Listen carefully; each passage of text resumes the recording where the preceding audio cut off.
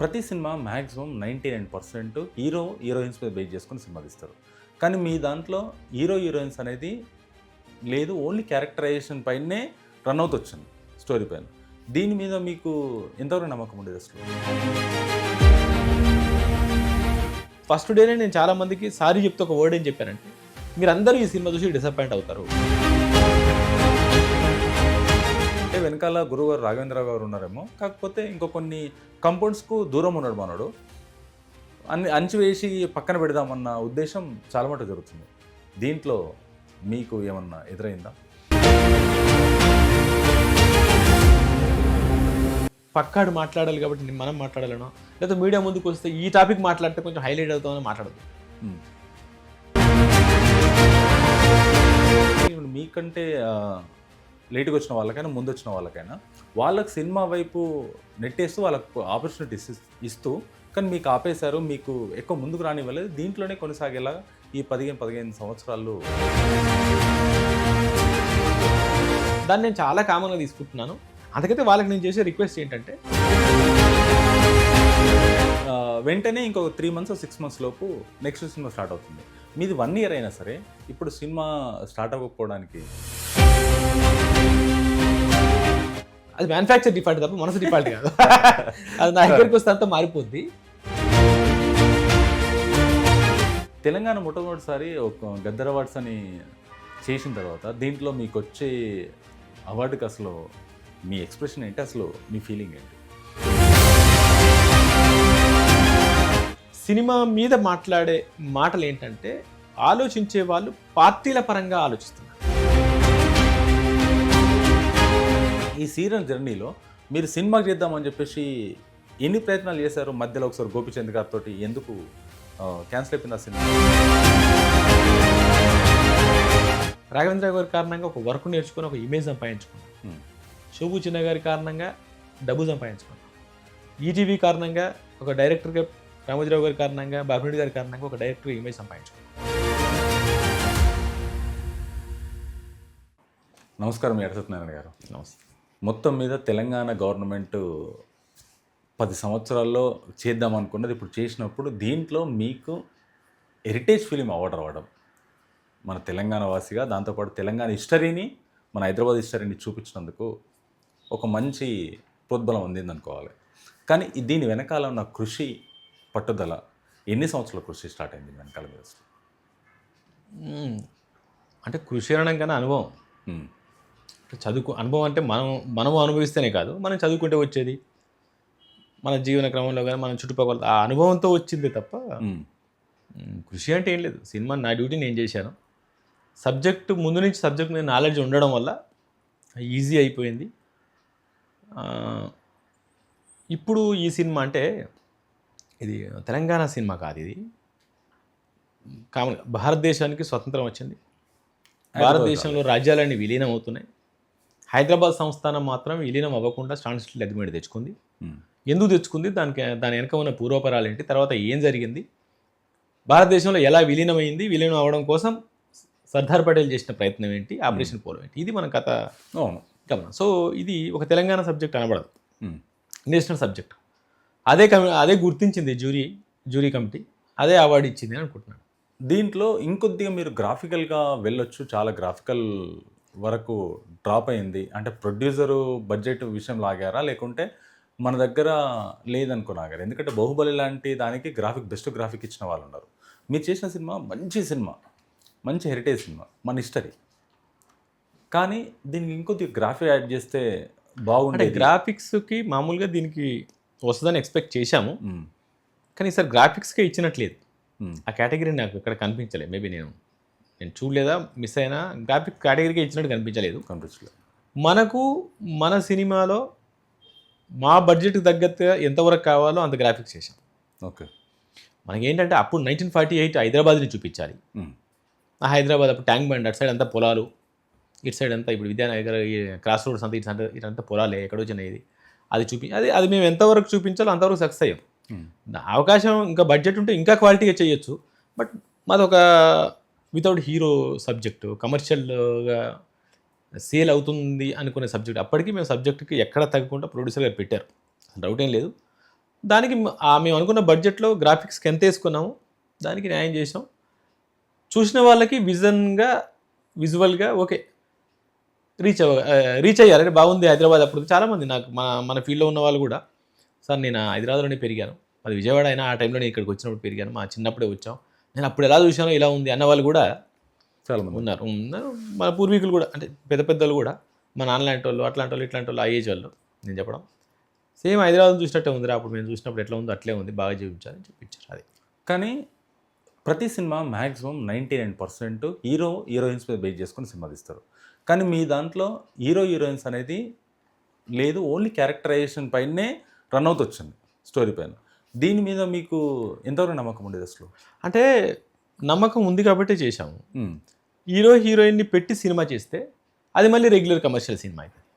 మేము regular commercial cinema చేయదలుచుకోలేదు. Okay. Razakar వ్యవస్థలో జరిగిన సంఘటనల్ని కొన్నైనా సరే యాజ్ ఇట్ ఈస్గా చెప్పదలుచుకున్నాం. ఇంకోటి ఏంటంటే ఒక పీరియడ్ పెట్టుకున్నాం.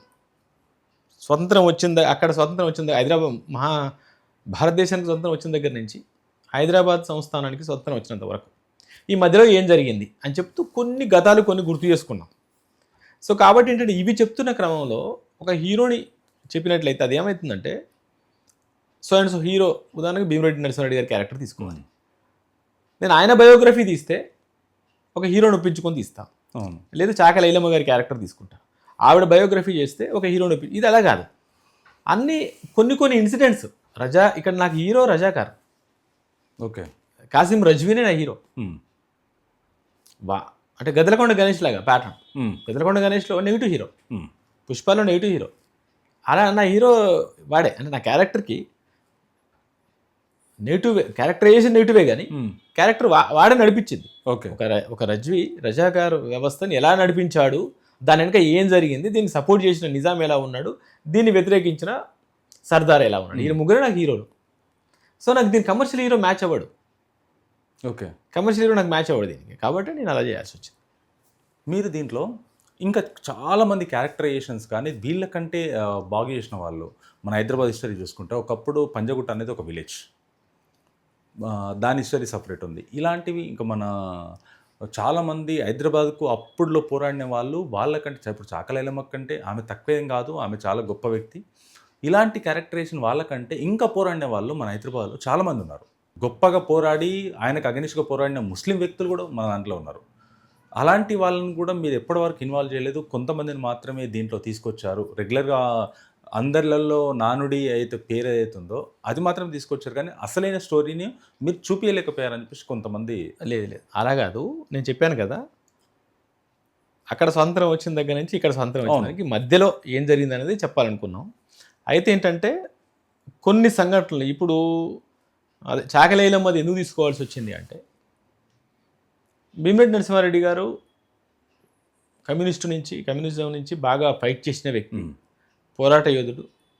నేను తనని చాలా దగ్గరగా ఒక 2 సంవత్సరాలు తనతో ఉండి చూసిన వాడిని. సో నాకు ఈజీ అతని హిస్టరీ తీసుకోవడం. చాకలైలమ్మ ఆంధ్ర మహాసభలో పార్టిసిపేట్ చేసి తర్వాత కమ్యూనిస్ట్ పార్టీలో ఎంటర్ అయిపోయి ఒక మహిళగా వీరనారిగా పోరాటం చేసింది. ఇంకోటి ఏంటంటే నాకు కాంబినేషన్ సెట్ అవుతుంది. ఆవిడకు రామచంద్రారెడ్డి ఆవిడ మీద దౌర్జన్యం చేయాలని చూసినప్పుడు భీమరెడ్డి నరసింహారెడ్డి గారు ఎలా సపోర్ట్ చేశారు. 40 మైళ్ళు 60 మైళ్ళు నడిచి వచ్చి నైట్ అవును, ఆయన రాజిరెడ్డితో పాటు వచ్చాడు. కానీ నిజానికి ఇంకా కొందరు ఏం వ్యతిరేకిస్తారంటే భీమరెడ్డి నరసింహారెడ్డితో పాటు ఎక్కువ తిరిగి ఉన్నది నల్లా నరసింహులు గారు.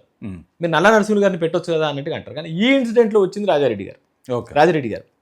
సో కాబట్టి ఏంటంటే నాకు ఆ ఇన్సిడెంట్స్ ఏది మ్యాచ్ అవుతుందో, ఎందుకంటే దీన్ని మళ్ళీ ఫైనల్గా ఏంటి, ఒక మహానాయకుడిని కూడా నాయకత్వాన్ని అణచడం కోసం రజాకారు వ్యవస్థ ఎలా ప్రయత్నం చేసింది అని చెప్పాల్సిన అవసరం ఇక్కడ ఉంది. కాబట్టి కరెక్ట్గా ఆ ఇన్సిడెంట్ నాకు సింక్ అయింది. ఎందుకంటే రజీ మళ్ళీ తను తీసుకెళ్లి చెవుల్లో రాళ్ళు కొట్టించి అరెస్ట్ చేసి, అంటే ఏం చేస్తారంటే నాయకుడిని అణిచేస్తే ప్రజలు ఎంతసేపు భయపడతారు, చాలా ఈజీగా భయపడిపోతారు అనే ఎగ్జాంపుల్ నాకు అక్కడ దొరికింది.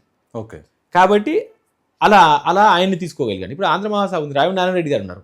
నిజానికి ఆంధ్ర మహాసభ వెనక రావి నారాయణ రెడ్డి గారు చేసిన కృషి మామూలు విషయం కాదు. ఇప్పుడున్న అందరు నాయకులు ఆంధ్ర మహాసభ నుంచి బయటకు వచ్చిన వాళ్ళే. కానీ ఏంటంటే నాకు ఒక యాక్షన్గా వర్క్ చేసేటప్పుడు రావి నారాయణ రెడ్డి గారు సిద్ధాంతకర్త, ఆయన నేను ఎక్కువ చూపించలేను. ఓకే. ఆయన ఎక్కడో ఒక సీన్లో కూర్చోబెట్టి మాట్లాడి ఇలా చేసినట్టు చూపించాను, ఒక మీటింగ్లో చూపించగలను తప్ప ఇలా రోడ్ మీదకి వచ్చి ఫైట్ చేసినట్టు నేను చూపించలేను, కాబట్టి నాకు సెట్ అవ్వాలి. At the same time Muslim leaders ఎంతవరకు జనాలు ఇప్పుడు షోయబుల్లా ఖాన్ ఉన్నాడు జర్నలిస్ట్. అవును, షోయబుల్లా ఖాన్ జర్నలిస్ట్ ఎంత వర్క్ చేశాడో చాలా క్లియర్గా అందరికి తెలుసు. అది నీట్గా చూపించగలిగాం. షోయబుల్లా ఖాన్ రాసిన పత్రికనే ఇప్పుడు ఇక్కడ అన్ని పత్రికల్ని కూడా అణచేస్తూ అజమాయిషీ చేస్తున్న టైంలో, ఇంకోటి షోయబుల్లా ఖాన్ గారు ఆల్రెడీ అంతకుముందు మందుమల నరసింహారెడ్డి గారి పత్రికలో పనిచేస్తున్నప్పుడు ఆ విషయం కూడా తెలిసి ఆ నరసింహారెడ్డి గారి ప్రెస్ను తగలబెట్టేస్తాడు. రజాకార్ వ్యవస్థ నిజామే పార్టిసిపేట్ చేసి, అప్పుడు ఈయన కొత్త పత్రిక పెట్టి సీక్రెట్గా ఇమ్రోజ్ అనే పత్రికను పెట్టి సీక్రెట్గా నడిపిస్తున్నాడు. అదే పత్రిక భారతదేశానికి అందేటట్టు చేశాడు. అవును, కాబట్టి దానికి అంత కృషి ఉంది. ఆయన్ని రెడ్ హ్యాండెడ్గా 9 నెలల గర్భవతైన భార్య ఉన్నా కూడా, పిల్లలున్నా కూడా చప్పల్ బజార్లో నడి రోడ్డు మీద చంపేశారు. సో అది మంచి హిస్టరీ. అది నాకు కమర్షియల్గా ఉంటుంది. ఒక ముందుకు వచ్చిన ముస్లింకి ఎలా జరిగిందని వస్తుంది, ఒక జర్నలిస్ట్ అని నాకు గుర్తు చేసినట్టు ఉంటుంది, అన్ని రకాలుగా నాకు గుర్తుకు వస్తుంది. అట్లాగే మన తురేబాజ్ ఖాన్ తురేబాజ్ ఖాన్ది ఒక సపరేట్ హిస్టరీ. అసలు తురేబాస్కర్ గారి హిస్టరీ తీసుకుంటే ఆయన ఒక సినిమా సినిమా అయితే అదే నేను చెప్తున్నాను కదా. ఇప్పుడు నేను ఎక్కడ తీసుకున్న పీరియడ్ 1947 బిట్వీన్ 1948, కానీ తురేబాజ్ ఖాన్ ఇప్పుడు ఫోర్త్ నిజాం టైం. సో అంత కథ వెళ్ళలేను నేను, నా కథ ఇది. అయినా కూడా తురేబాజ్ ఖాన్ గుర్తు చేయడం కోసం నాకు లెంతుల్లో మా 4 సార్లు పక్క పెట్టినా మళ్ళీ యాడ్ చేసి, నేను తీసిన దాన్ని 4 సార్లు పక్క పెట్టినా కూడా లెంతులు ఎక్కువైతే మళ్ళీ నేను యాడ్ చేసి తురేబాజ్ ఖాన్ లాంటి వాళ్ళు కూడా ఇలా ప్రయత్నం చేశారని నేను గుర్తు చేసుకున్నాను. ఒక దగ్గర గుర్తు చేశారు. మున్షి సర్దార్తో మాట్లాడుతున్నట్టు క్రమంలో ఇక్కడ ఎవరిని నేను ఇది పెట్టలే. తర్వాత మన పోయట్ అతను కూడా చివరి పాటలో నేను గుర్తు చేసుకున్నాను. ఇట్లా అందరినీ కూడా ఇక్కడ ఏంటంటే సమస్య ఏంటంటే నాకు ఇంతమంది తెలుసు, చాలామంది తెలుసు, ఇంకా గొప్ప గొప్ప ఇన్సిడెంట్స్ ఉన్నాయి, ఇంకా చాలా ఆవేశం వచ్చే ఇన్సిడెంట్స్ ఉన్నాయి, కానీ నాకు ఎక్కడ నా ప్లేలో కుదరాలి. ఓకే, కాబట్టి ఆ కుదిరే విధంగా నాకు ఏం సెట్ అవుతాయో. ఇప్పుడున్న బంజారా నాయక్ తాను నాయక్ ఉన్నాడు. ఇప్పుడు గోల్కొండ కోటకి ఎంట్రన్స్ ఉంది కదా, అది ఆర్చ్ తాను నాయక్ పేరు మీద ఉంటుంది. బట్ అది నేను చేయొచ్చు, కానీ నాకు అది ఎక్కడ సెట్ అవ్వట్లేదు. నా కథలు నా ప్లేలో సెట్ అవ్వట్లేదు. ఇంకేదో నేను ఇప్పటికే నేను కొంత తెలియని వాళ్ళు మీన్స్ ఒక హీరో ఇలా పుడతాడు, ఇలా పెరుగుతాడు, ఇలా లవ్ చేస్తాడు, ఇలా ఫైట్ చేస్తాడు, ఇలా క్లైమాక్స్కి వస్తాడు అని కథ ఆలోచించే వాళ్ళు ముక్కలుగా ఉందిగా అనుకుంటున్నారు. ఇప్పటికీ ముక్కలుగా ఉందిగా అనుకుంటున్నారు. నా దృష్టిలో ముక్కలుగా లేదు. నా దృష్టిలో హీరో రజ్వీ. మీరు రజ్వీ పాయింట్ ఆఫ్ వ్యూలో సినిమా చూసుకుంటూ వెళ్ళండి, అది ముక్కలవ్వదు. నిజాం రజ్వీ పాయింట్ ఆఫ్ వ్యూలో సినిమా నడుస్తుంది. అది సర్దార్ తెలుసుకుంటూ ఎలా ప్రయత్నం, ఇది ఈ పాయింట్ ఆఫ్ వ్యూ కథ చూడండి మీరు. చాకలేదమ్మా చివరిదాకా లేదే, భీమరెడ్డి గారు చివరిదాకా లేరే, బసవమన్నయ్య చివరిదాకా లేరే అనుకుంటే ముక్కలు అనిపిస్తుంది. అవును, అవన్నీ నా ఇన్సిడెంట్సే నా సినిమాలో కథ.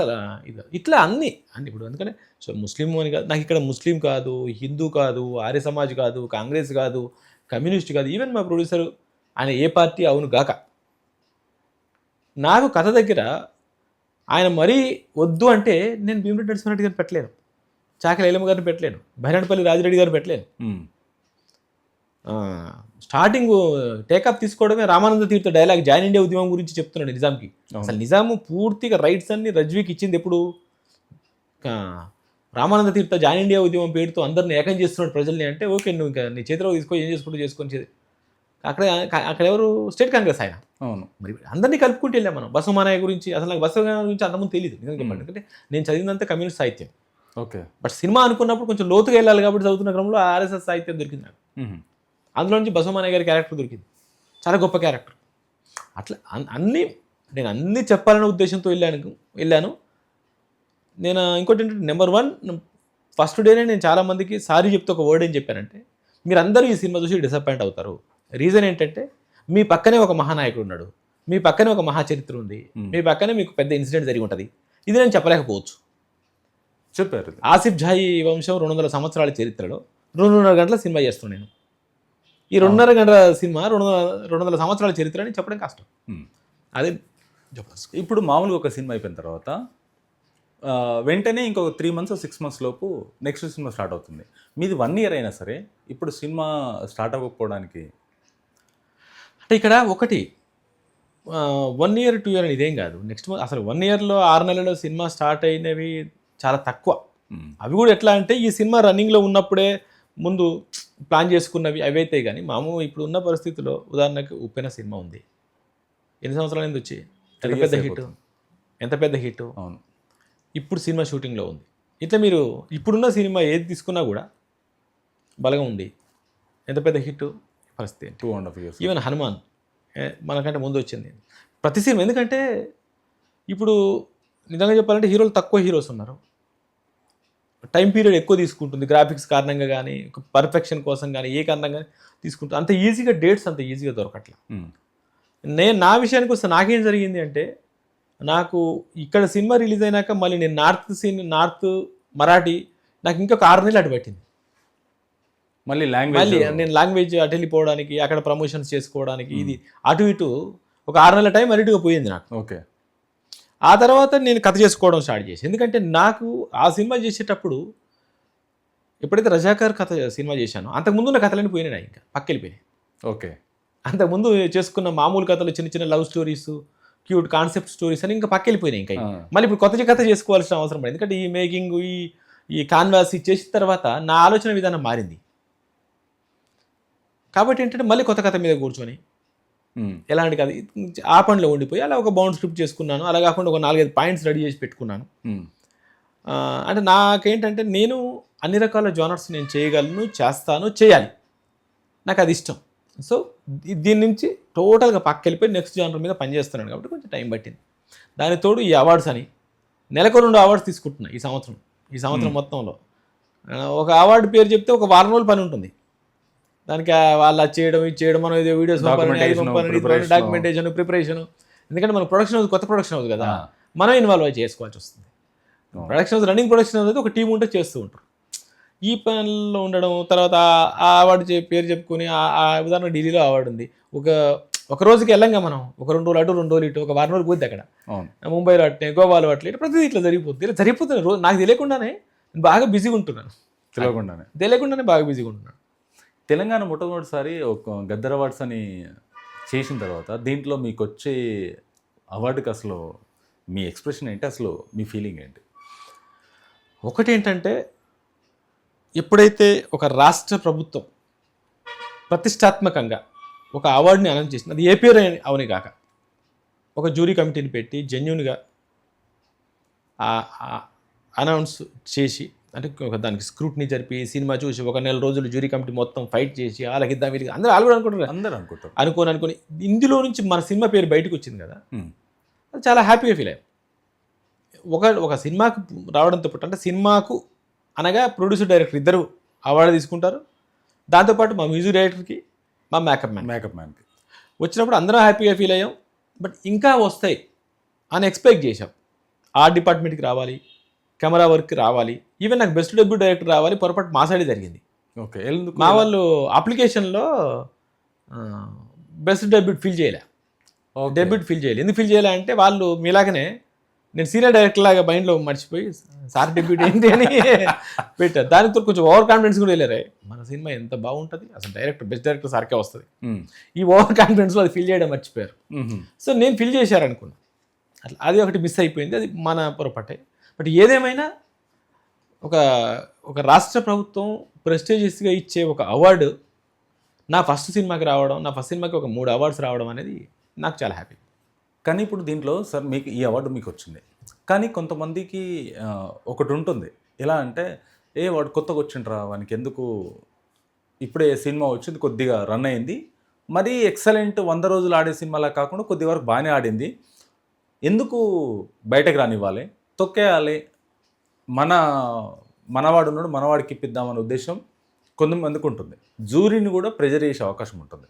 కానీ కొంతమందితోటి ఇలాంటి సినిమాను రావద్దు, మనోడికి ఒక వేరే జోనరు ఉంటే వెనకాల గురుగారు రాఘవేంద్ర గారు ఉన్నారేమో, కాకపోతే ఇంకో కొన్ని కంపౌండ్స్కు దూరం ఉన్నాడు మనోడు, అంచువేసి పక్కన పెడదామన్న ఉద్దేశం చాలా మటుకు జరుగుతుంది. దీంట్లో మీకు ఏమన్నా ఎదురైందా? నాకు అలా ఏం అనిపించలేదు, అసలు ఎదురు రాలేదు. నిజంగా చెప్పాలంటే ఈ పాయింట్ ఆఫ్ వ్యూనే నాకు కొత్త. ఈ పాయింట్ ఆఫ్ వ్యూనే కొత్త. నన్ను ఎవరో అనిచేస్తారనే ఆలోచన నాకు ఎప్పుడూ లేదు. ఎందుకు లేదు అంటే నేను ముందు నుంచి ఎదుగుతున్న పరిణామ క్రమంలో నేను చేసిన ప్రాజెక్ట్స్ అన్నీ కూడా పెద్ద పెద్ద ప్రాజెక్టులే. నేను టీవీ చేసిన, మినీ మూవీస్ చేసిన, ఎలక్ట్రానిక్ మీడియా యాడ్స్ చేసిన, ప్రైవేట్ యాడ్స్ చేసిన, ఏమి చేసినా కూడా నాకంటే ఒక పేరు వచ్చేది. నేను 100% సాటిస్ఫై అయ్యే ప్రాజెక్టులే చేశాను. ఏదో డబ్బు కోసం చేశాం, ఏదో పని ముందుకు వచ్చింది కాబట్టి చేశామని తెలియదు, అట్లా రాలే నాకు. వర్క్ వచ్చినా కూడా విలువైన వర్క్ వచ్చింది నాకంటే ముందు. సో నన్ను ఎప్పుడూ ఎవరు అనిచేద్దామని చూడలేదు. ఈ సినిమాకి వచ్చే టైంకి ఏంటంటే, సినిమా మీద మాట్లాడే మాటలు ఏంటంటే, ఆలోచించే వాళ్ళు పార్టీల పరంగా ఆలోచిస్తున్నారు. అది ఎట్లా జరిగేది? పార్టీల పరంగా ఆలోచిస్తున్నారు కాబట్టి, ప్రొడ్యూసర్ ఒక పార్టీకి సంబంధించిన వాళ్ళు కాబట్టి ఆ డిస్కషన్లు వస్తున్నాయి. దాన్ని నేను చాలా కామన్గా తీసుకుంటున్నాను. అందుకైతే వాళ్ళకి నేను చేసే రిక్వెస్ట్ ఏంటంటే, దీన్ని సినిమాలాగా చూడండి. మీరు సినిమాని సినిమాలాగా చూడండి, చరిత్రని చరిత్రలాగా చూడండి. అప్పుడు మీకు తప్పనిపించదు. కానీ ఈ సినిమాని ఎవరో ప్రొడ్యూస్ చేశారని, ఎవరో మాట్లాడుతున్నారని మీరు ఆ దృష్టితో చూస్తే అన్నీ అలానే కనిపిస్తుంటాయి. అలా చూడకుండా సినిమా చూడలేక బాగుంటుంది, అంతే తప్ప ఏం ఉండదు. ఇంకోటి, నన్ను ఎవరో తొక్కేద్దాం, నన్ను ఎందుకు తొక్కేస్తారు? నేను ఎదిగినంత మాత్రం ఎవరికి ఉరిగేది ఏముంది? నాకు ఆలోచన అయితే లేదు, నిజంగా లేదు, మనస్ఫూర్తి. పార్టీ పరంగా ఎలాంటి ప్రెజర్ వచ్చింది మీకు? పార్టీల పరంగా ప్రెజర్ నాకేం రాలేదు. సినిమాను వక్రీకరించారని, కమ్యూనిస్టులను చూపించలేదని, లేకపోతే ఇంకో రకంగా చేశారు, ఇట్లా ఒక మతం దృష్టిలో పెట్టుకొని చేశారని, ఈ విధంగా అసలు సినిమాని దీంట్లో కించపరిచారని కూడా చాలా ఇష్యూస్ జరిగినాయి. ముస్లిమ్స్ని కించపరిచారని అంటే అదే చెప్తున్నాను నేను. ఇప్పుడు ఇలా మాట్లాడే వాళ్ళందరికీ కూడా నేను చేసే రిక్వెస్ట్ ఏంటంటే, మీరు సినిమా చూడకనో, పక్కాడు మాట్లాడాలి కాబట్టి మనం మాట్లాడాలనో, లేదా మీడియా ముందుకు వస్తే ఈ టాపిక్ మాట్లాడితే కొంచెం హైలైట్ అవుతామని మాట్లాడద్దు. ఇప్పుడు ఎవరో మన దేశానికి దండయాత్ర చేసి వస్తే చాలా గొప్ప చెప్పి పుస్తకాల నిండా నింపేసి మన మెదడులు పాడు చేసి చదివించినప్పుడు ఎవరు వ్యతిరేకించలేదే, వీళ్ళెవరు కూడా. అప్పుడే వ్యతిరేకించాల్సింది, అప్పుడే వ్యతిరేకించాలి కదా. మీరు చెప్పితే ఇప్పుడు వాళ్ళు అలా వచ్చినప్పుడే అలాంటి పాఠాలు మనకి ఎందుకు వ్యతిరేకించలేదు? 16 సార్లు భారతదేశం దండయాత్ర చేశాడు, 17 సార్లు లోపలికి వచ్చాడని గొప్పగా చెప్తున్నాం కదా. 16 సార్లు మనవాడు ఆపాడని చెప్పేసి ఒక మన గురించి చెప్పరే, మన గురించి చెప్పాలి. అది మనదో వాళ్ళదో, మనం మంచో వాళ్ళు మంచో పక్క పెట్టిందాం. దానివల్ల వచ్చిన ఒరిగిన ఉపయోగం ఏంటి? ఏం లేదు. నచ్చింది ఏంటి? ఇప్పుడు మన మధ్య పుట్టి మన స్వాతంత్ర్యం కోసం పోరాటం చేసి, మన కోసం ఫైట్ చేసి, మన కోసం చాలా తాపత్రయపడ్డ ప్రయత్నాలు చేసిన ప్రజల మీద, ప్రజానాయకుల మీద సినిమా చేస్తే, అస్తిత్వం మీద సినిమా చేస్తే దాన్ని గుర్తించకపోతే ఎట్లా? ఎంటకాయలు లాగినట్టు వెనక్కి లాగితే ఎట్లా? లాగే వాళ్ళు ఉంటారు కదా. అదే చెప్తున్నా, అది కరెక్ట్ కాదు అంట. ఏటా మీద నీ కోపం ఉంది, డైరెక్ట్ ఏటా మీద మాట్లాడు, ఏటా సినిమా మీద వద్దంటాను నేను. ఎందుకంటే నువ్వు టోటల్ హిస్టరీని మాట్లాడుతున్నావు, ఆ హిస్టరీని చెడగొడుతున్నావు నా మీద కారణంగా. అంటే నేను మీన్స్ ఎగ్జాంపుల్, మా పార్టీ పరంగా మా ప్రొడ్యూసర్ గారి మీద ఉండొచ్చు, లేదా మీరు అన్నట్టు నా మీద ఎవరికైనా ఈగో ఉందేమో నాకు తెలియదు. నా నిజంగా చెప్పాలంటే నాతో ఒకసారి కలిస్తే వాళ్ళకున్న ఈగో మొత్తం ఇట్లా భస్మం అయిపోద్ది. నా మీద ఉన్నా కూడా అది భస్మం అయిపోద్ది. ఓహో ఇతను ఇలానా అనుకుంటారు. అందుకని కొంచెం రిజర్వ్ ఉంటాను కాబట్టి ఒక కోపిస్ట్ లాగా కనపడతానా, లేకపోతే నేను ఒక ఈగోయిస్ట్ లాగా కనిపిస్తే కదా తప్ప, అది మ్యానుఫ్యాక్చర్ డిఫాల్ట్ తప్ప మనసు డిఫాల్ట్ కాదు. అది నా దగ్గరికి వస్తే అంతా మారిపోద్ది. బట్ ఏదేమైనా ఎవరి ఒపీనియన్ వాళ్ళది, కానీ ఆ ఒపీనియన్ని మన హిస్టరీ మీద రుద్దొద్దు, మన హిస్టరీని నాశనం చేయొద్దు. ఒక ఆయన ఎవరో మెసేజ్ పెట్టారు, ప్రతి సీను నిజమే కానీ కథ కల్పితం అన్నాడు. ఏం చెప్తున్నావు నాయన నువ్వు అనుకున్నా? ప్రతి సీను నిజమే, కథ కల్పితం అన్నమాట. నేను ఎక్కడి నుంచి కథ తెచ్చాను మరి సీన్ లేకుండా? సీన్ లేకుండా ఎలా వచ్చింది? ఈ బాడీలో ఉన్న ప్రతి బాడీ నాదే, నువ్వు మనిషి కాదంటే నువ్వు మనిషి కాదు అన్నట్టుంది. నాకు అర్థం కాలే. ఇలాంటి మేధావులంతా ఉంటారు, మేధావులాగా చూడాలంటే మనం ఏం చేయలేం. మనం నేను ఫైనల్గా ఏమనుకుంటానండి అంటే, నేను ఒక సినిమా చేశా, ఆ సినిమాని నేను నమ్మి చేశా, దాని వెనుక నేను రీసెర్చ్ చేశా, దాని వెనుక నా తండ్రి దగ్గర నుంచి, నా ఫ్యామిలీ దగ్గర నుంచి, నా చుట్టుపక్కల ఉన్న వాళ్ళు, అన్ని పార్టీల్లో ఉన్న వాళ్ళు, అందులో ఇన్వాల్వ్ అయ్యి ఉన్న వాళ్ళు ఉన్నారు, పెద్దలు ఉన్నారు, చిన్నలు ఉన్నారు, కవులు ఉన్నారు, రచయితలు, కళాకారులు ఉన్నారు, అందరూ ఉన్నారు. వాళ్ళందరినీ నేను చూసి స్టడీ చేసి నాకు చేశా. మన చరిత్రకు ఆధారాలు పుస్తకాలు, ఆ పుస్తకాలని చదివి నేను చేశా. ఇవన్నిటినీ సెన్సార్కి చూపించేసి ప్రజెంట్ చేసి ఏమి మార్పులు జరగకుండా సెన్సార్ నుంచి బయటపడ్డా. ఏం మార్పులు జరగలేదు, ఏమీ జరగలేదు. ఏం జరిగితే అప్పుడేముంటుంది, నేను తప్పు చేస్తే భీమిరెడ్డి నరసింహారెడ్డి గారి పేరు భీమిరెడ్డి అని పెట్టకండి, ఇంకోటి పేరు పెట్టండి, శాఖలేనమ్మ పేరు ఇంకో మల్లమ్మని పెట్టండి, పుల్లమ్మని పెట్టండి అంటారు. పోచమ్మ పేరు పోచమ్మ కాదు, ఇంకా కల్పితం పేరు పెట్టండి. కల్పితం పేర్లు పెట్టలే, కల్పితం లొకేషన్ పెట్టలే, కల్పిత టైమింగ్ పెట్టలే, అన్నీ ప్రతిదీ కింద స్క్రోలింగ్, ఈ పలానా టైము, పలానా ప్లేసు, పలానా వాళ్ళు పార్టిసిపేషన్ చేశాను అంతా. నేను సోషల్ లెసన్ పెట్టినట్టుగా పెట్టా. ఓకే. ఈరోజు 10th క్లాస్లో ఉన్న షోయబుల్లా ఖాన్ లెసన్ దగ్గర నుంచి అన్ని అందులో పెట్టాను నేను. ఈరోజు చాలామంది టీచర్స్ స్కూళ్ళలో ఆ సినిమా చూడండి అని చెప్తున్నారు. కాబట్టి నేను భయపడాల్సిన అవసరం లేదు. వాళ్ళు ఏదైనా డిబేట్ చేసుకుంటే చేసుకొని, అది వాళ్ళ ఇష్టం. మీరు మీ సీరియల్‌లో 15 సంవత్సరాల ప్రయాణంలో మీరు జర్నలిస్ట్ తర్వాత ఇండస్ట్రీకి వచ్చి సినిమాలు చేద్దాం అనుకున్న తరంలో సీరియల్స్‌కు టర్న్ అయిపోయినాక ఈ సీరియల్ జర్నీలో మీరు సినిమాకి చేద్దామని చెప్పేసి ఎన్ని ప్రయత్నాలు చేశారు? మధ్యలో ఒకసారి గోపీచంద్ గారితోటి ఎందుకు క్యాన్సిల్ అయిపోయింది ఆ సినిమా? నిజంగా చెప్పాలంటే నేను ఫైల్ పట్టుకొని బయట తిరిగి ప్రయత్నం చేసింది అయితే లేదు. బయటికి వెళ్ళి ప్రయత్నం చేసింది అయితే లేదు. ఎందుకంటే నేను ఉన్నది మంచి కాంపౌండ్లో ఉన్న Arka media, RK film associates, RK teleshow 2 పెద్ద కాంపౌండ్లలో ఉన్నాను. నాకు ఎప్పుడు కూడా రాఘవేంద్రరావు గారు కానీ, మా శోభు గారు కానీ, మా చిన్న గారు కానీ ఏ రోజు నాకు వర్క్ లోటు కనిపించలే. ఒక ప్రాజెక్ట్ తర్వాత ఒక ప్రాజెక్టు, ఒక ప్రాజెక్ట్ తర్వాత ఒక ప్రాజెక్ట్. వాళ్ళిద్దరు 2 బ్యానర్స్, ఆర్కే ఆర్కా. ఇక్కడ 15 రోజులు, అక్కడ 15 రోజులు, ఇక్కడ ఒక ప్రాజెక్ట్, అక్కడ ప్రాజెక్ట్ కంటిన్యూ చేస్తూ వచ్చాను. సో కాబట్టి ఏంటంటే ఒక పేద కుటుంబం నుంచి వచ్చిన నేను ఆర్థికంగా నిలదొక్కగలిగా హైదరాబాద్లో వాళ్ళ కారణంగా. రాఘవేంద్రరావు గారి కారణంగా ఒక వర్క్ నేర్చుకొని ఒక ఇమేజ్ సంపాదించుకున్నా. శోభు చిన్న గారి కారణంగా డబ్బు సంపాదించుకున్నా. ఈటీవీ కారణంగా ఒక డైరెక్టర్గా, రామోజీరావు గారి కారణంగా, బాబిరెడ్డి గారి కారణంగా ఒక డైరెక్టర్ ఇమేజ్ సంపాదించుకున్నా. జీ తెలుగు అనురాధ గారి కారణంగా నేను ఒక ప్రొడ్యూసర్ అయ్యా, టీవీ ప్రొడ్యూసర్ అయ్యా. సో నాకు అన్ని సపోర్ట్ దొరుకుతూ ఉంది. నేను ఎప్పుడు హాయిగా ఉన్నా, ఎప్పుడు వర్క్లోనే ఉన్నా. యాక్షన్ కట్ చెప్తున్నాను నేను ఎప్పుడు. కాబట్టి నేను ఎక్కడ సినిమా ప్రయత్నం ఫైల్ పట్టుకొని నేను కథ చెప్తాను సార్ అని ఎవరి దగ్గరికి వెళ్ళింది లేదు.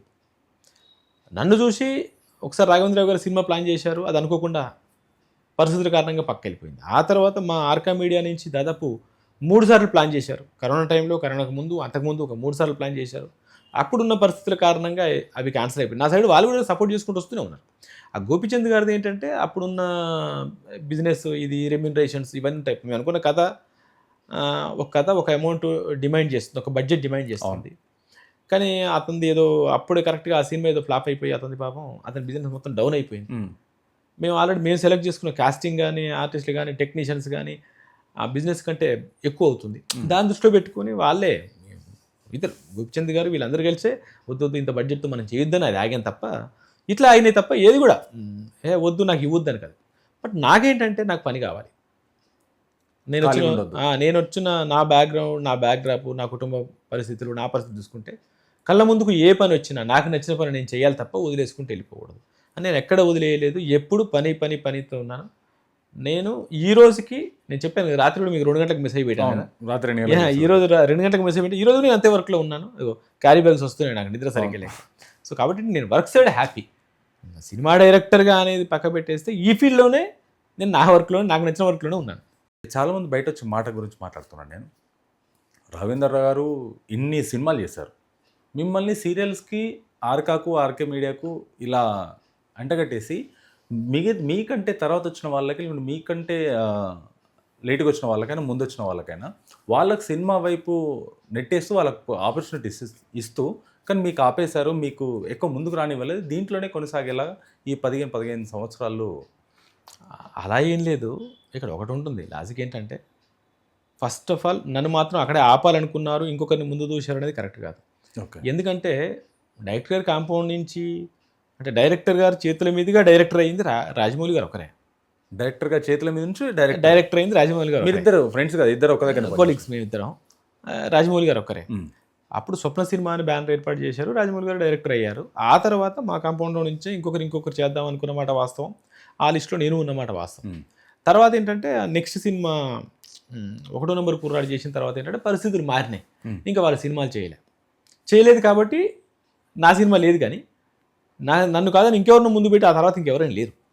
ఓకే, వన్స్ స్వప్న సినిమా అట్నే కంటిన్యూ అయ్యి ఉంటే అదే పరిస్థితుల్లో రాజమౌళి గారు బయటకు వచ్చినలాగా మేము బయటకు వచ్చేవాళ్ళం. నాతో పాటు ఇంకా 2-3 బయటకు వచ్చేవాళ్ళం. అలా వాళ్ళు అనుకున్నారు, సో అండ్ సో మా వర గారు కానీ, నేను కానీ, అప్పుడు సునీల్ వర్మ గారు ఉండేవాళ్ళు కానీ, మా జితేంద్ర గారు కానీ, ఇలా అనుకున్నాం. మేమందరం ఉన్నాము లిస్టులో. బట్ వాళ్ళు అక్కడే ఆగిపోయింది. ఎందుకంటే అది 3 కలయిక. స్వప్న సినిమా అనే బ్యానర్ ఏంటంటే అశ్విని దత్ గారు, అరవింద్ గారు, రాఘవేంద్రరావు గారు. సో ఫస్ట్ మా కాంపౌండ్ నుంచి రాజమౌళి గారు బయటకు వస్తే, నెక్స్ట్ దత్ గారి కాంపౌండ్ నుంచి ఇంకెవరు బయటకు వద్దాం అనుకున్నారు. అది కూడా కొంచెం అటు మిస్ఫైర్ అయింది ఒక స్కెడ్యూల్ తర్వాత. అప్పుడు అనుకోకుండా ఇంకొకరిని పెట్టాల్సి వచ్చింది, ఒక సీనియర్ డైరెక్టర్ని. అలా కోదండరామరెడ్డి గారిని పెట్టారు. అది అయిపోయింది, అంతే తప్ప వద్దని ఎక్కడ అనుకోలేదు. రెండవది, నేను ఏ విషయంలో పెట్టుబడి పెట్టే వ్యక్తి, డబ్బులు పెట్టే వ్యక్తి, నేను దేనికి న్యాయం చేస్తానో దాన్ని పెట్టుకోవాలనుకుంటాను. అవును, దానివల్ల నా వల్ల ఉపయోగం ఉందంటే బయటకు పోనీయరు. సో నన్ను వాళ్ళు తయారు చేసింది వాళ్ళే, కాబట్టి బయటకు కూడా పోనీలే. అసలు నేను జీరో ఉన్న దగ్గర నుంచి నన్ను తయారు చేసిందే ఆర్కా. సో కాబట్టి నాకు మంచి ప్రాజెక్ట్. అలాగే నాకు ఇది పిచ్చి ప్రాజెక్ట్ లేదు, నాకు రెమ్యునరేషన్ ఇవ్వకుండా హైయెస్ట్ రెమ్యునరేషన్స్ ఇచ్చిన టోటల్ హైయెస్ట్ మొత్తం నేనే హైయెస్ట్ రెమ్యునరేషన్ తీసుకున్నది. అతిపెద్ద ప్రాజెక్ట్ 30 లక్షల ఎపిసోడ్ 40 లక్షల ఎపిసోడ్ చేసింది కూడా నేనే. ఒక సీరియల్ కోసం 8 కోట్ల సెట్స్ వేసింది నేను, 8 కోట్ల రూపాయలు ఖర్చు పెట్టి సెట్స్ వేసింది నేనే. కే విశ్వనాథ్ గారిని లాంటి వాళ్ళని డైరెక్ట్ చేసింది నేనే. ఈవెన్ రాజమౌళి లాంటి వాళ్ళని డైరెక్ట్ చేసి ఒక సీరియల్ యాక్ట్ చేయించింది నేనే, ఒక సీన్ కోసం అర సీన్ కోసం. సో అన్నీ నాకు అవి ఇచ్చారు, ఆ కంఫర్ట్స్ ఇచ్చారు, అంత పెద్ద ప్రాజెక్ట్స్ ఇచ్చారు, అలాంటి అమౌంట్స్ ఇచ్చారు. కాబట్టి ఏంటంటే వాళ్ళు నన్ను ఎక్కడ కూడా ఏం వరకు నిజానికి వాళ్ళు లేకపోతే నేను లేని ఈరోజు ఆర్కా లేకపోతే నేను లేను. మీరు లేదు. కానీ దీంట్లో మీరు చేసిన దాంట్లో ముగ్గురు దిగ్గజాలు, అశ్విన్ దత్ గారు, ఆయన గురించి ఇటు అరవింద్ గారు, ఇటు ఈయన రాఘవేంద్ర, వీళ్ళ ముగ్గురు కలయికలు జరుగుతున్నప్పుడు మీ ఆపర్చునిటీస్ అనేది సీరియల్స్నే కాకుండా ఇంకా ఎప్పుడో ముందుకు రావాల్సింది. అదే కానీ ఈ సీరియల్స్ దగ్గరనే ఆగిపోయి. అదే చెప్తున్నాను నేను అప్పుడు మనోయజ్ఞం చేస్తున్నాను, రాజమౌళి గారు శాంతినివాసం చేస్తున్న టైంలో ఈ ముగ్గురు కలిసి పెట్టిన స్వప్న సినిమా బ్యానర్లో రాజమౌళి గారితో స్టార్ట్ చేశారు. అది స్టూడియో నెంబర్ 1. వీళ్ళు స్టార్ట్ చేయడానికి వన్ ఆఫ్ మెయిన్ రీజన్ ఏంటి? రాజమౌళి గారు మాకంటే సీనియర్ కదా, అప్పుడు కూడా మాకంటే సీనియర్ ఆయన. ఓకే. మా అందరిలో ఎవరు సీనియర్ ఎవరు బాగా అంటే సీనియర్ అంటే వయసులో కాదు, వర్క్లో రాజమౌళి గారు. సో కాబట్టి ఫస్ట్ ప్రయారిటీ ఆయనకే ఇస్తారు, అది డౌట్ లేదు. అలా ఆయనకే ఇచ్చారు. పృథ్వీ గారు కాదు, మొన్న ఈ మధ్యలో కూడా రాజమౌళి గారు ఏదో ఒక ఆడియో ఫంక్షన్లో చెప్పారు, ప్రీ రిలీజ్ ఈవెంట్లో, మీకు ఫస్ట్ మీకు గుర్తుకొచ్చే ఫ్రెండ్ ఎవరంటే పృథ్వీ గారు అని చెప్పారు. అప్పుడు పృథ్వీ గారు మా కాంపౌండ్లో రైటరు, ఆయనతో కథ చేయించారు. పృథ్వీ గారు కథ చేశారు, రాజమౌళి గారితో డైరెక్షన్ చేయించారు. ఓకే, అట్లా జరిగిపోయింది. సో సెకండ్ సినిమా విషయానికి వచ్చేస్తే చెప్తున్నాను కదా, ఆ లిస్టులో అప్పుడు మా దగ్గర ఏం జరుగుతున్నాయి, నెక్స్ట్ సెకండ్ ప్రాజెక్టులు మనోయజ్ఞం ఒకటి జరుగుతుంది, తర్వాత శ్రీకృష్ణ కళ్యాణ లీలలో ఒకటి జరుగుతుంది, రాఘవేంద్ర మహాత్మ్యం ఒకటి జరుగుతుంది. సో అన్నిటి ఈ ముగ్గురు దిగ్గజాల కృషి, అశ్విన్ దత్ గారు కానీ, అరవింద్ గారు కానీ, రాఘవేంద్రరావు గారు కానీ, ఆ సినిమా స్టార్ట్ అవ్వడానికి వీళ్ళ కృషి ఎంత ఉంది వెనకాల? కృషి ఉంది వాళ్ళకి. అప్పుడు ఏంటి, ఒక 2 crores సినిమా చేద్దాము, ఎందుకంటే అప్పట్లో చిత్రం అలాంటి సినిమాలు వచ్చినాయి కదా, తక్కువ బడ్జెట్లో వచ్చినాయి కదా, మనం కూడా చిన్న బడ్జెట్లో చేసి మన దగ్గర ఉన్న చాలా మంది కుర్రాళ్ళని మనం ఎంకరేజ్ చేద్దామన్న ఆలోచనతో, పెద్ద హీరోలు కాకుండా చిన్న సెటప్తో చేద్దామన్న ఆలోచనతో పుట్టిన సంస్థ అది. అంటే ఆ స్టోరీ లైన్ మొత్తం అంతా వీళ్ళు ముగ్గురు కోసం డిసైడ్ చేసి ఏం లేదు, ఒక బ్యానర్ పెట్టారు, బ్యానర్ పెట్టి డైరెక్టర్ క్రియేటివ్ సైడ్ చూసుకుంటారు, చూసుకొని ఎవరు కొత్త వాళ్ళని మా కొత్త వాళ్ళని ఒక్కొక్కరిని ఎంకరేజ్ చేసుకుంటూ వెళ్దాం అనుకున్నారు వాళ్ళు. ఓకే, దాంట్లో రాజమౌళి గారు ఫస్ట్ బయటకు వచ్చారు. నెక్స్ట్ ఆపర్చునిటీ మీకు మళ్ళీ రాలేదు. అది చెప్పాను కదా. నెక్స్ట్ ఏంటంటే ఫస్ట్ ఈ ముగ్గురులో ఫస్ట్ రాజమౌళి గారు అంటే మా బ్యానర్ నుంచి, ఆర్కే బ్యానర్ నుంచి, సెకండ్ దత్ గారి బ్యానర్ నుంచి ఒకరిని ట్రై చేద్దాం అనుకున్నారు. ఎవరు? ఇంకా అది మిస్ప్లేస్ అయినప్పుడు పేరు చెప్తే బాగోదు. ఒక స్కెడ్యూల్ చేసినాక అక్కడ ఆగిపోవాల్సి వచ్చింది ఆ డైరెక్టర్. కాబట్టి ఏంటంటే కోదండరామరెడ్డి గారిని పెట్టారు, ఎందుకంటే అది ఇంకా సీనియర్ అయితే బాగుంటుంది అప్పుడు ఆ టైంకి. ఇంకోటి అప్పుడే కోదండరామరెడ్డి గారు చెన్నై నుంచి హైదరాబాద్ షిఫ్ట్ అవుతున్నారు. షిఫ్ట్ అవుతున్నప్పుడు ఆయనకు కూడా ఇక్కడ మళ్ళీ ఒక ప్రాజెక్ట్ ఉంటే బాగుంటుంది అనే ఉద్దేశంతో, ఇంకోటి కోదండరామరెడ్డి ఎవరో కదా రాఘవేంద్ర గారి శిష్యులే. అవును. సో కాబట్టి ఏంటంటే అట్లా వెళ్ళింది. దాని తర్వాత ఇంకా వాళ్ళకి ఆలోచన అటు సైడ్ వెళ్ళలేదు, ఎందుకంటే చిన్న ప్రాజెక్ట్ కూడా అంతే టెన్షన్ పడాల్సి వస్తుంది వాళ్ళు. సో మేబీ ఇంకేదైనా కారణాలు కావచ్చు, అక్కడ ఆగిపోయింది అది. అట్లా అంటే ఇప్పుడు మీకు మీ అందరూ కొలాబరేట్ చేస్తున్న ఈ మెయిన్ బ్యానర్లో ఆర్కే కానీ దీంట్లో చేస్తున్నప్పుడు నేను కొన్ని సందర్భంలో విన్నా, నాని గారి కూడా మీతోటి వర్క్ చేశారని చెప్పేసి. అలా మీతో వర్క్ చేసి నాని గారు కాకుండా ఇంకా ఎవరు మెయిన్ లీడ్ ఆర్టిస్ట్గా ఎవరు పైకి వచ్చిన వాళ్ళు ఉన్నారు? అంటే ఆర్టిస్టులుగా అంటే మేమందరం కలిసి రాజీవ్ కనకాల కానీ, సమీర్ కానీ, రాఘవ్ కానీ, శ్రీనివాస్ రెడ్డి కానీ, మన మెయిన్ లీడ్. ఇప్పుడు నాని అయితే one of the star hero. హీరోలు అయింది Harsha writer come artist Harshavardhan, వీళ్ళంతా మా టీమే. మీ టీమే అంటే మా టీం అంటే మేమందరం ఆ కాంపౌండ్లో ఒకటే కాంపౌండ్లో వర్క్ చేసిన వాళ్ళందరూ ఆర్టిస్ట్లే. ఒక డైరెక్షన్ డిపార్ట్మెంట్ నుంచి ఆర్టిస్ట్ అయింది మాత్రం నాని ఒకడే.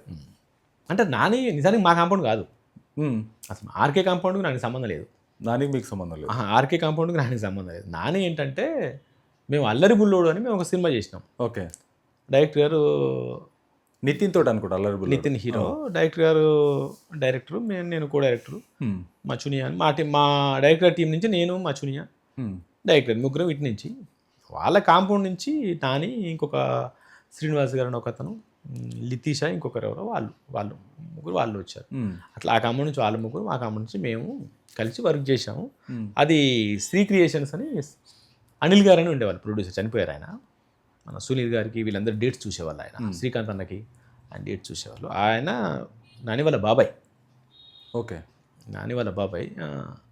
ఆ సినిమాకి నాని క్లాప్ అసిస్టెంట్. మీ నెక్స్ట్ ప్రాజెక్టు ఎప్పుడు స్టార్ట్ కాబోతుంది? రజాకర్ 2ఏనా లేకుంటే వేరే ప్రాజెక్ట్? లేదు, రజాకార్ మీద ఇంకా ఆలోచన లేదు అసలు. అటు సైడ్ వెళ్ళను ఇంకా నేను. అయిపోయింది. ఎందుకంటే ఏ జోనర్లో వెళ్ళబోతున్నారు మరి ఇప్పుడు? ఒక 2 రకాలుగా రెడీ చేసుకున్నా. అంటే only love and family, out and out action పెట్టి ఒక మంచి ఒక డిఫరెంట్ బ్యాక్ డ్రాప్తో చేసుకున్నాను. అంటే కమర్షియల్, ఒక మాటలో చెప్పాలంటే పక్క కమర్షియల్ హీరోతో వెళ్దామని అనుకుంటున్నాను. కమర్షియల్ హీరో, పెద్ద హీరో, చిన్న హీరోని పక్క పెట్టేస్తే కమర్షియల్గా వెళ్దాం అనుకుంటున్నాను. అట్లా ఎవరన్నా ఇప్పటి వరకు పెద్ద హీరోలను ఎవరిని అప్రోచ్ అవ్వాలి ఇంతవరకు? ఎవరిని అప్రోచ్ అవ్వాలి అసలు నేను నా సైడ్ నుంచి ఎవరు అప్రోచ్ అవ్వాలి? మీ దగ్గరికి సినిమాలు హిట్ కొట్టారు కాబట్టి మీ దగ్గరికి ఎవరన్నా కొత్త హీరోస్ ఎవరు రాలే, కానీ ప్రొడ్యూసర్స్ ఒక 3 టచ్ చేశారు. వాళ్ళతో డిస్కషన్ జరుగుతుంది. ముందు ప్రొడ్యూసర్ రెడీ అయిపోతే హీరో ఆటోమేటిక్ రెడీ అయిపోతాడు. అలానే ఏం లేదు, ఏది ఎటు నుంచి వస్తుందో తెలియదు. కొన్ని హీరోకి నచ్చినవి వాళ్ళే ప్రొడ్యూసర్ అని చెప్తారు, కొందరు ప్రొడ్యూసర్స్కి నచ్చి వర్క్ చేసుకొని హీరో దగ్గర తీసుకెళ్తారు. ఇలా ఉన్నాయి. నాదేమో హీరోలు నన్ను ఎవరైనా టచ్ చేయలేదు, ప్రొడ్యూసర్సే టచ్ చేశాను. నేను చేస్తాను సార్ అని చెప్పి నా డిస్కషన్ జరుగుతుంది. నాకు ఒకటి అనిపించింది ఏ విషయంలో అంటే, మీరు ఆల్రెడీ ఒక హిస్టారికల్ ఫిల్మ్ చేశారు. అశ్విన్ దత్ గారు కూడా వాళ్ళ కూతుర్లతోటి వాళ్ళ అల్లుడితోటి ఒక హిస్టారికల్ మూవీ తీశారు. దానికి కంపారిజన్గా మీతో కూడా మీరు ఆయనతో కలిసి మళ్ళీ ఒక ప్రాజెక్ట్ స్టార్ట్ చేసే అవకాశం ఉంది అని చెప్పేసి కొంతమంది మాట్లాడుతున్నారు. అలా ఏం లేదు, అసలు నాకు అలాంటి పరిచయాలే లేవు. నిజంగా చెప్పాలంటే దత్ గారితో, అరవింద్ గారితో నాకు అసలు పరిచయం లేదనుకోవాలి. ఎట్లా అంటే అరవింద్ గారు నన్ను గుర్తుపడతారు అంతవరకే. దత్ గారు కూడా రాఘవేంద్రరావు గారు అసిస్టెంట్గా గుర్తుపడతారు. ఓకే, అర్థమైందా? రాఘవేంద్రరావు గారు అసిస్టెంట్ అబ్బాయి అనేది అప్పటి నుంచి తెలుసు నన్ను, అంతవరకే తప్ప వాళ్ళ కాంపౌండ్లోకి పిలుచుకొని సినిమా చేయాలి అన్నంత రిలేషన్ అయితే ఏం లేదు. టెక్నికల్గా ఆలోచించి, ప్రాక్టికల్గా ఆలోచించి, ప్రొఫెషనల్గా ఆలోచించి పిలిస్తే చెప్పను. ఓకే, టెక్నికల్ ఏమండి ఇవన్నీ ముడిపడితేనే కదా సినిమా, అంతే కదా. అంతేగాని టక్కున చేద్దాం అనే అంత రిలేషన్ ఏం లేదు. ఓకే, నేను ఎవరో తెలుసు అంతవరకే వాళ్ళకి, అంతే. ఏదైనా ఆయన శిష్యుడు అంతవరకు తెలుసు. నెక్స్ట్ ఇంకా ఎన్ని అవార్డులు వస్తాయని ఎక్స్పెక్టేషన్ ఉంది మీకు? అంటే ఇంకా అసలు అప్లై చేయడం ఆపేశారా? ఇంకా ఎందుకంటే ఈ తిరగడాలు ఎక్కువైపోతుంది, డాక్యుమెంటేషన్ ఎక్కువైపోతుంది. ఇది ఇలా అప్లై చేసుకుంటూ పోతే నా టైం ఇక్కడే ఉండేటట్టుంది. మామూలుగా నేను చెప్పాను ఇంతకుముందుకు, వేరే ప్రొడక్షన్ హౌస్ ఉండి, ప్రొడక్షన్ హౌస్ రన్నింగ్లో అంటే స్టాఫ్ గీఫ్ అంతా ఉండి రన్నింగ్ ప్రొడక్షన్ హౌస్ అయితే దానికి ఒక సెటప్ ఉంటుంది, చేసుకుంటూ పోతుంది. ఇది ఏమైపోతుందంటే నేను ఇన్వాల్వ్ అయ్యి నేను చేస్తూ ఇదన్నీ అక్కడ హార్డ్ డిస్క్ తీసుకొచ్చి ఇక్కడ ట్రైలర్ అని, టీజర్ అని, పోస్టర్స్ అని, అవని ఇవన్నీ, వీళ్ళకి ఇంకో రకం కావాలని, స్క్రిప్ట్స్ అని, స్క్రిప్ట్ అని, సబ్మిషన్, ఇది ఒక పెద్ద ప్రాసెస్ ఇది. అవును, ఇంకా అప్లై చేసిన ప్రతిదీ కనెక్ట్ అవుతుంది. కనెక్ట్ అయిన తర్వాత వాళ్ళు ఇంకేదో అడుగుతున్నారు. అయిన తర్వాత అక్కడికి వెళ్ళాల్సి వస్తుంది. 2 అవార్డులకు 2 అవార్డు ఇప్పుడు నాకు 18 అవార్డులు వచ్చినాయి. 18 అవార్డులు వచ్చినాయి. ఏమేమి అవార్డులు వచ్చినాయి? 18 ఉన్నాయి కదా అక్కడ, ఎన్ని అయ్యాయి కదా. దాదాసాహెబ్ ఫాల్కే, తర్వాత Ayodhya film festival, ఇఫీ Goa, Indian panorama, Visakha international, Gaddar award, తర్వాత అదేంటి ఇలా చాలా సినిమాటిక్ అని, కేరళకి సంబంధించిన ఒకటి, మైసూరు ఇంటర్నేషనల్ ఫెస్టివల్స్. గవర్నమెంట్ నుంచి ఎన్ని గవర్నమెంట్స్? జైపూర్ మీకు NFDC, national film development corporation వచ్చింది కదా. ఎన్ఎఫ్డిసి వచ్చింది. ఎన్ఎఫ్డిసి నుంచి గవర్నమెంట్ 2 గవర్నమెంట్లు వచ్చినాయి. రాష్ట్ర గవర్నమెంట్, స్టేట్ గవర్నమెంట్ వచ్చింది, సెంట్రల్ గవర్నమెంట్. నేషనల్ ఫిల్మ్ అది అదే ఎన్ఎఫ్డిసి ఉంటుంది కదా. ఎన్ఎఫ్డిసి అక్కడ ఉంది. అది నేషనల్. అది పీకాక్ ఉన్నదేమో ఈఫీయా. ఓకే, ఈఫీ గోవా నుంచి కూడా వచ్చింది. ఇప్పుడు మీరు ఓన్లీ సినిమాకే పరిమితం అవుతారా? సీరియల్స్ కూడా చేసే అవకాశం ఉందా? సీరియల్స్ చేయాలి అంటే నేను సీరియల్స్ ఈ సినిమా కంటే 5 years బ్యాకే మానేసా. రజాకర్ సినిమా కంటే ముందు ఒక 5 years బ్యాకే మానేశాను. ఓన్లీ సినిమా మీదనే కాన్సన్ట్రేషన్. ఓన్లీ సినిమా పైన, సీరియల్ లేదు. ఎప్పుడు సెట్లోకి వెళ్ళే అవకాశం ఉంది? ఎప్పుడు చెప్పలేము. బౌండ్ స్క్రిప్ట్ రెడీగా ఉంది ఒకటి, తక్కువ సెట్ అయితే ఒక 3-4 నెలలు వెళ్ళిపోవచ్చు. 3-4 నెలలు అంత అనుకున్న సెట్ అయితే ఒక 3-4 monthsలో వెళ్ళిపోవచ్చు. యాక్చువల్లీ ఇంకోటి ఏం జరిగిందంటే మధ్యలో ఒక మంచి పొలిటికల్ సినిమా ఆఫర్ వచ్చింది, అది నేను చేయలే. పొలిటికల్ సినిమా ఏ బ్యాక్డ్రాప్లో? జస్ట్ లైక్ లూసిఫర్ లాగా. Lucifer, okay. లూసిఫర్ లాంటిది వచ్చింది. ఆ, సినిమాగా మంచి సినిమా అయింది. ఒక రజాకార్, మళ్ళీ ఒక లూసిఫర్ లాంటి పొలిటికల్ సినిమా అంటే కొంచెం నేను కమర్షియల్ సినిమాలకు దూరం అయితేనేమని భయం వేసింది. ఓకే. అనిపించింది సరే అది అట్లాంటిది మూడోదో నాలుగోదో చేద్దాం, రెండోది ఏదైనా ఒక కమర్షియల్ పెడితే బాగుంటుంది అని ఆలోచనలో ఉండి కొంచెం అది జరిపేసా. ఇంత పెద్ద బడ్జెట్లో వెళ్ళే అవకాశం ఉంది? బడ్జెట్ ముఖ్యం కాదు. నేనేమంటానంటే ఈవెన్ నేను ఒక ప్రొడ్యూసర్ని, చిన్న చిన్న ప్రాజెక్టులు నేను చేస్తుంటాను. ఆ సబ్జెక్టు డిమాండ్ చేసిన దానికి మాత్రం వెళ్ళాల్సిందే. ఓకే. వ్యక్తుల మీద ఎంత పెడతామనేది అది ప్రొడ్యూసర్ ఇష్టం, వ్యక్తి ఇష్టం. సబ్జెక్ట్ ఎంత డిమాండ్ చేసింది అనేది మాత్రం డైరెక్టర్ చూసుకోవాలి.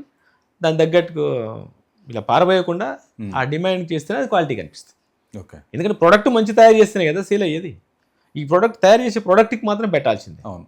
దీని వెనక ఉన్న మనుషులకు ఎంత పెడతారు అనేది మనకు సంబంధించిన విషయం. అది సరే, అసలు మీకు ఈ టాపిక్ సంబంధం లేకుండా ఒక ప్రశ్న అడుగుతాను. ఎందుకంటే ప్రభాస్ గారు ఇంటర్నేషనల్ స్టార్ అయ్యారు, కానీ ఆయన హెల్త్ కారణంగానో లేకపోతే ఏదో కారణంగానో కొద్ది రోజుల నుంచి దూరం ఉన్నారు. అయితే దాంట్లో ఇప్పుడు రాజసాబ్ అనే ట్రైలర్ లాంచ్ అయింది. మన మారుతి గారు దానికి డైరెక్టర్. అవును. ఆయన ప్రభాస్ గారు రాలేకపోయారు. ఆయన వేరే వేరే షూటింగ్లో ఉన్నారా లేకుంటే ఎక్కడ ఉన్నారా సెకండ్. కానీ ఈ ట్రైలర్ను వీళ్ళే వచ్చి ఇంత హైప్ చేయడానికి వన్ ఆఫ్ ది రీజన్ ఏంటి? దాంతోపాటు ఆయన ఈ కామెడీ జోనర్ ఒకప్పుడు మానేశారు.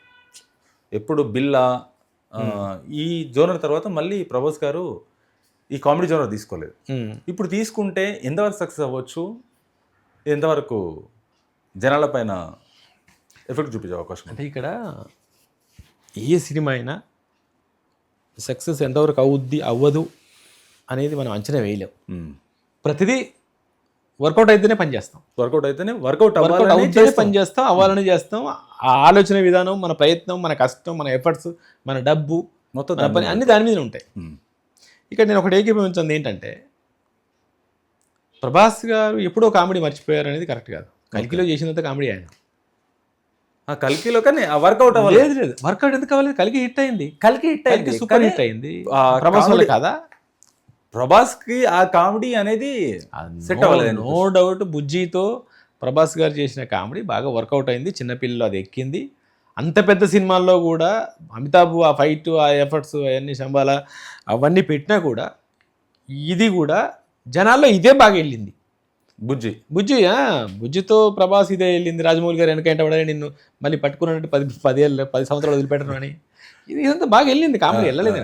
ప్రభాస్ గారికి ఉన్న ఈజీ ఏంటంటే ఇది కూడా ఉంది. యాక్షన్, ఆయన విగ్రహంలో ఆ డైనమిజం, ఒక రాజా ఇది ఏమంటారు, ఒక ఇది ఎంత ఉందో ఆ కామెడీ కూడా అంతే ఉంది. మనకు నిన్న టీజర్లో అది చూపించారు. ఇటు సైడ్ ఏముందో ఈ కోణం మనకేంటంటే ఆడియన్స్కి ఒక ఎడిట్ చేయాలి. ప్రభాస్ని ఇప్పుడు మీరన్న సలార్ ఈ దృక్పథంతో మనిషి ఆలోచిస్తూ ఉంటాడు కాబట్టి లేదు అనేది మనిషికి ఇలా ఎడిట్ చేసుకుంటూ వెళ్ళాలి. ఏక నిరంజన్ని చూపిస్తూ వెళ్ళాలి, బుజ్జిగాడిని చూపిస్తూ వెళ్ళాలి. అది ప్రభాసే. కాబట్టి ఏంటంటే మేబీ టీజర్ని కొంచెం ఈ వాళ్ళు కొంచెం ఎక్కువ ముందే చూపించేశారు. ఓకే ఇది ఉంది అనే తర్వాత వచ్చేది వస్తుంది. అట్లా నాకేం వాళ్ళు నాకేం ఎక్స్ట్రా చేసినట్టు ఏమనిపించలే. అంటే కొద్దిగా ఇది చూపించేటప్పటికి, ఈ జానర్ చూపించేటప్పటికి జనాల పైన కొద్ది ఇంపాక్ట్, నెగిటివ్ ఇంపాక్ట్. అదే నేను ఏమంటానంటే జనాల్ని కానీ మీలాంటి వాళ్ళని కానీ ఎవరిని కానీ నేను అడిగేది ఏంటంటే, మీరు కోరుకుంది జరగదు. మీరు కోరుకుంది తీస్తే మీరే అంటారు ఏంద్ర బాబు అందరు తీసిందే తీసాడుగా మళ్ళీ అని. ఆల్రెడీ చూసాం కదా అన్ని చోట్ల అని. అదేందా? కాబట్టి ఏంటంటే కొత్తగా చూపిస్తూ ఇప్పుడు నేను కొత్తగా కనిపించాలి. అలాగని మీ ముందు షార్ట్లో కూర్చుంటే కుదరదు. షార్ట్లో కూర్చొని టీషర్ట్ వేసుకొని మందిలో ఏదో బేర్ మగ్గు పట్టుకుంటే కుదరదు. అది నేనులాగానే ఉండాలి, కొంచెం కొత్తదనం చూపించుకుంటూ వెళ్ళాలి, అంతే. సో అది కూడా అంతే. ప్రభాస్ గారు లాగానే ఉంటారు. మారుతి గారు స్టైల్లో తీశారు ఆ కామెడీ, అదంతా చూశారు. మారుతి గారు ఇంతకుముందు హారర్ కామెడీ ఎలా చేశారు, ఒక సరదాగా ఎలా నడిపించి చూశారు. ఆ సరదా ప్రభాస్ గారిలో కూడా చూసాం. ఈ రెండు ఉంటూనే దాని తగ్గ ఎమోషన్, యాక్షన్స్ అలా కాడితే అలా వేస్తున్నాయి కదా, బాడీస్ అన్నీ అలా దిగిపోవడం, అది కూడా చూపించాడు కదా. సో అన్నీ ఉన్నాయి అనిపించింది నాకు. ఒక ప్రయత్నం తప్పేం లేదు. కొత్తగా చేయకపోతే ఎట్లాగండి? కొత్తగా వెళ్తుండాలి. ఎప్పుడు మనం పంచలోనే ఉండలేం కదా. తర్వాత బ్యాగీ ప్యాంట్కి వెళ్ళాం, బెల్ బాటంకి వెళ్ళాం, జీన్స్కి వచ్చాం, ట్రౌజర్స్కి వచ్చాం, మారుతున్నాం కదా. అది కూడా అంతే. Thank you sir, thank you very much. మీకు ఇంకా మరెన్నో అవార్డ్స్ రావాలని కోరుకుంటున్నా. అప్లై చేయడం ఆపకండి. ఎందుకంటే మన హిస్టరీ, మన చరిత్రకి ఎప్పుడైనా సరే మంచి మంచి అవార్డ్స్ రావాలని కోరుకుందాం. ఎందుకంటే మీరు అవార్డ్స్ అప్లై చేయడం ఆపొద్దు, ఇంకా రావాలి, ఇంకా మంచి మంచి ఫిలిమ్స్ చేయాలి. కానీ ఒక మంచి ఇలాంటి బెస్ట్ ఫిలిం తోటి మళ్ళీ మేము మా ముందుకు రావాలని చెప్పి కోరుకుంటూ చాలా thank you sir. Thank you so much.